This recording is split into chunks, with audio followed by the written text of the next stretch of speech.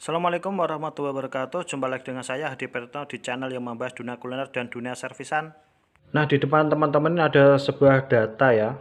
Nah, pada kesempatan kali ini saya ingin menunjukkan kepada teman-teman bagaimana cara menentukan nilai kapasitor pada sebuah dinamo yang kita gulung ya.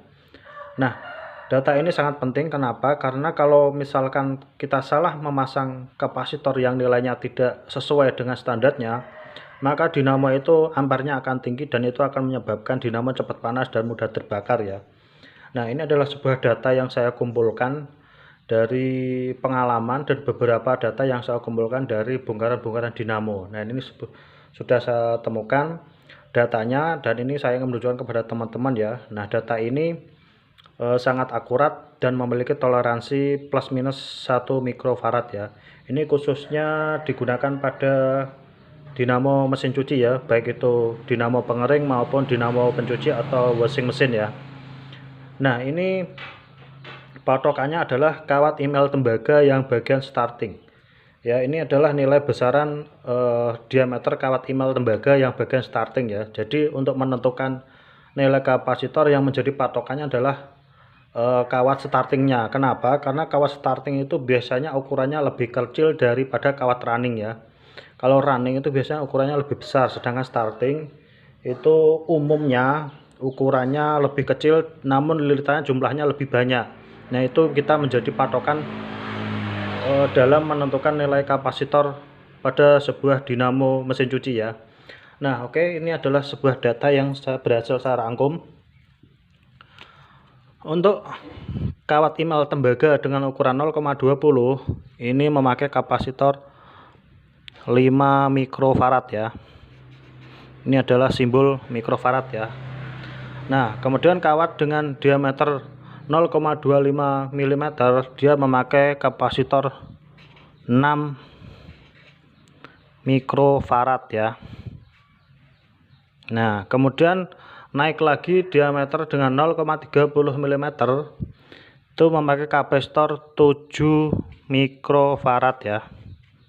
Nah, umumnya diameter semakin naik itu ketebalan keren juga semakin naik untuk mengimbangi kekuatan dan panjang dari lilitan itu sendiri ya. Makanya dia naiknya 1 mikrofarad ya. Kemudian ketebalan 0,35 mikrofarad dia memakai kapasitor 8 mikrofarad ya. Kemudian naik lagi menjadi 0,40 mm itu memakai kapasitor 9 mikrofarad ya. Nah, kemudian ada 0,45 mm itu memakai kapasitor 10 mikrofarad ya. Nah, naik lagi kapasitor diameter 0,50 mm itu memakai kapasitor 11 mikrofarad ya. Nah, ini dengan toleransi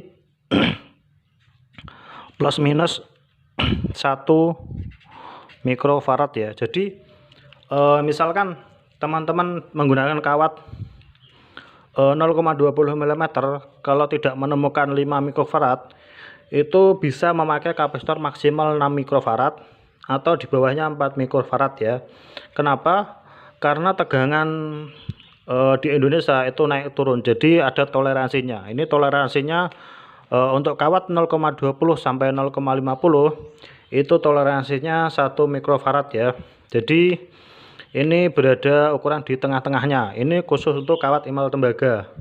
Nah, beda lagi kalau kawat yang kita gunakan adalah kawat email aluminium ya. Untuk aluminium itu kenaikannya plus 0,05. Jadi kalau aluminium, kalau tembaga kan 0,20 menggunakan 5 mikrofarad. Nah, kalau email aluminium itu biasanya 0,25. Nah, kalau misalkan tembaga 0,25 pakai 6 mikrofarad, itu aluminium itu pakai diameternya 0,3. Jadi besarnya itu lebih besar dari email tembaga. Jadi kawat aluminium diameternya lebih besar 0,05 ya, lebih besar 0,05 ya. Kenapa? Karena resistensi tembaga sama resistensi aluminium itu beda.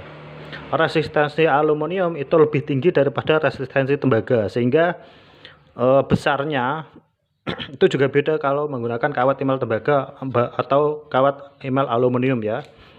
Jadi ini adalah data yang berhasil saya rangkum dan saya berikan ke teman-teman. Ini untuk kawat 0,20 sampai 0,50.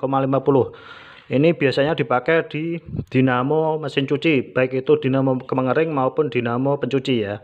Beda lagi kalau di pompa air ya. Pompa air itu umumnya memakai 0,50 ke atas ya. 0,50 atas itu biasanya mikronya beda dan toleransinya itu biasanya plus minus 2 mikrofarad ya. Nah, ini sebagai data acuan bagi teman-teman yang ingin menggulung dinamo mesin cuci. Oke, itu saja tutorial dan informasi yang bisa saya berikan terkait bagaimana cara menentukan nilai kapasitor pada gulungan dinamo yang kita gulung, khususnya dinamo mesin cuci.